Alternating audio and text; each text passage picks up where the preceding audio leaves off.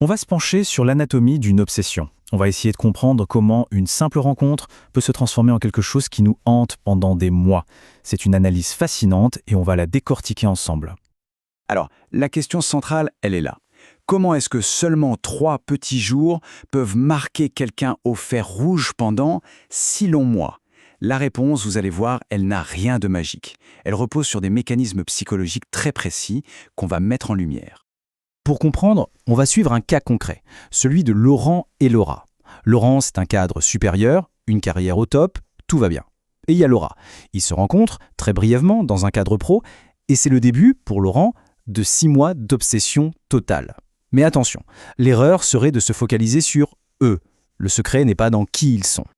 Et ça nous amène directement aux origines du problème. Si le mystère ne vient pas des personnes elles-mêmes, alors la clé, elle est dans l'expérience, dans les circonstances. C'est le contexte qui a été le véritable déclencheur de tout ça. Et voilà le premier vrai indice. Il faut oublier l'idée d'une alchimie, d'une rencontre d'âme sœur. Non, le point de départ, il est beaucoup plus simple et beaucoup plus concret, c'est le lieu. L'environnement dans lequel il se trouvait a suffi à créer une sorte de réalité parallèle, complètement artificielle.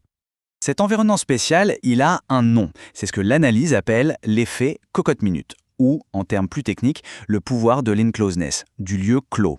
Et là, on tient notre premier élément de réponse pour comprendre cette énigme psychologique. Alors l'enclosedness, c'est quoi exactement? Eh bien, imaginez être dans un espace confiné. Une voiture pour un long trajet, un séminaire isolé du monde.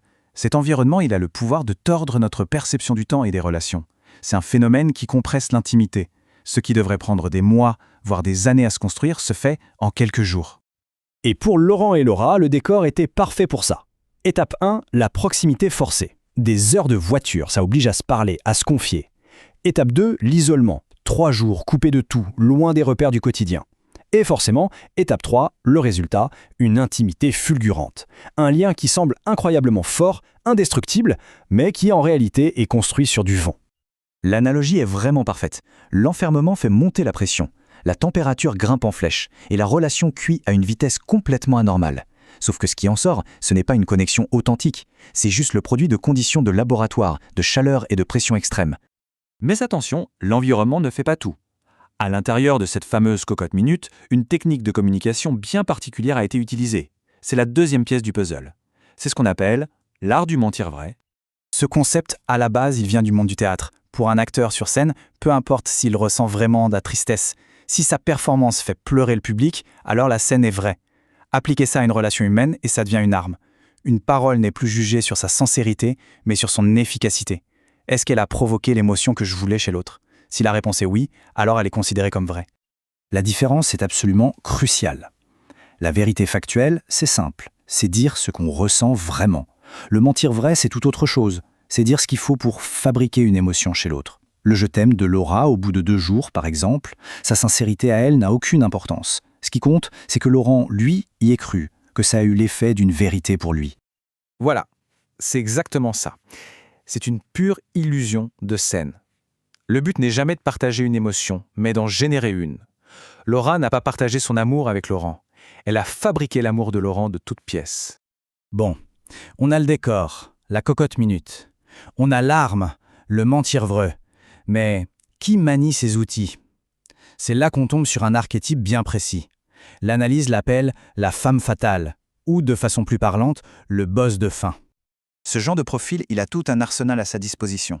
La capacité de créer un souvenir mythique, une mémoire poétique, l'utilisation du mentir vrai comme un outil de précision, le fait de maintenir une ambiguïté constante, le tout alimenté par une intelligence émotionnelle complètement hors norme.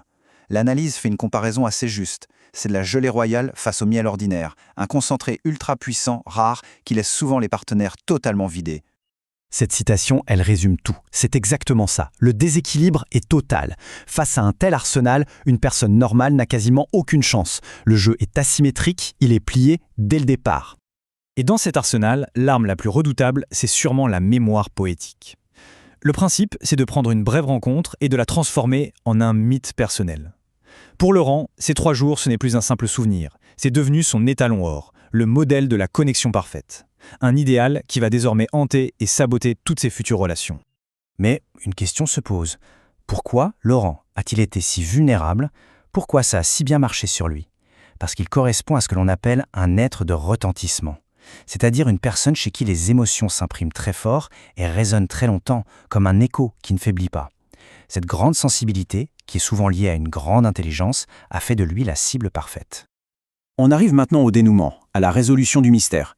Tout ça, toute cette histoire, repose sur une illusion fondamentale, un déséquilibre complet au cœur de cette prétendue connexion. Et là, il faut bien s'accrocher, parce que le chiffre est pour le moins déstabilisant. On a tendance à croire qu'une connexion profonde est forcément mutuelle. Eh bien, il s'avère que c'est extrêmement rare. Dans 90 à 95% des cas où une personne ressent une alchimie incroyable, l'autre ne la ressent pas du tout avec la même intensité. Souvent, l'autre est juste en train de jouer un rôle. Ce graphique le montre de façon brutale. C'est le grand écart. Pour Laurent, l'expérience est à 95 sur 100. C'est l'histoire de sa vie. Pour Laura, celle qui mène la danse, son investissement émotionnel est minimal, peut-être 5 sur 100. Le gouffre entre les deux est immense. Cette dernière analogie est saisissante. Laurent pensait être dans l'échange le plus intense de son existence. Pendant ce temps, Laura, de son côté, avait le micro coupé. Elle ne parlait pas vraiment, elle vérifiait juste que sa performance produisait le bon effet. En conclusion, ce qui a hanté Laurent, ce n'était pas Laura en tant que personne. C'était le souvenir d'un hologramme émotionnel. L'illusion d'une connexion parfaite est perdue. Une illusion rendue possible par la combinaison de tous les facteurs qu'on a vus, l'environnement clos, les techniques de manipulation et bien sûr un profil psychologique particulièrement réceptif. Ce qui nous laisse avec une question finale, une question à se poser sur nos propres expériences. Dans ces moments de connexion qui nous paraissent si intenses, si évidents, est-on sûr de vivre un duo authentique ? Ou est-ce que, peut-être sans le savoir, on assiste simplement à une performance ? Au fond, dans toute relation forte, qui est l'artiste et qui est le public ?